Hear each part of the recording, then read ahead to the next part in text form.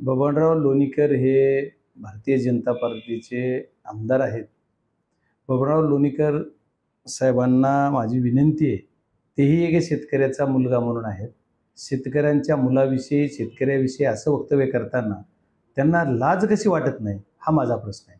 कारण जर असं म्हणलं जातंय, त्यांनी काय मग त्यांचं बघितलं बऱ्यापैकी टीव्हीला पण काल रात्री कुठंतरी होते, की बबनराव लोणीकर म्हणतात की आमच्या पैशाच्या जीवावर तुझा बाप जिवंत आहे. तुझ्या मुलाला तो ही जी कार्टे बसून बोलताय ती त्यांची कसं असं जेवढं असं बेताव वक्तव्य करायचं काम जे करतात, यांना एक तर सत्तेचा माज आहे किंवा यांना सत्तेची मस्ती आहे. यांची मस्ती जिरवायला लोकांना वेळ लागणार नाही. लोक याचा हिशोब नक्की करतील.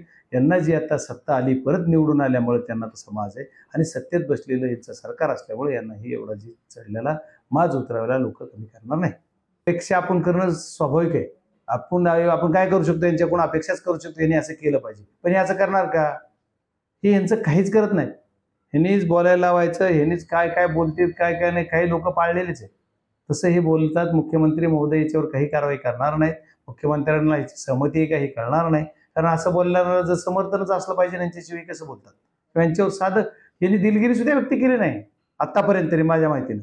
एवढं शेतकऱ्यांच्या मुलाला कार्ट्या म्हणलं जाते, त्यांना तुम्ही तुझे आई बाप आमची आम्ही पेन्शन देतो, मग उपकार करता का देता? मतासाठी लाचारी पत्करायला लावायचं काम करताय का तुम्ही आम्हाला? आमच्या शेतकऱ्यांच्या मुलाविषयी, शेतकऱ्याविषयी का तुम्ही आम्हाला लाचार समजता देताय? तुम्ही त्यांचा अधिकार आहे. या भारत देशामधील जेवढे काही पेन्शनदार शेतकरी आहेत ते अन्नदाता आहे. सर्व शेतकऱ्यांच्या जीवावर ही भारत देशात एवढं अन्न उत्पादन होत आहे आणि ते आपण एक्सपोर्टला सुद्धा जातो, ते शेतकऱ्यांच्या जीवावर. अशा या मायबाप शेतकऱ्यांना जर हे असे वक्तव्य करत असतील तर यांचं बेताब वक्तव्य पूर्ण संपवून यांची मस्ती उतरवली पाहिजे.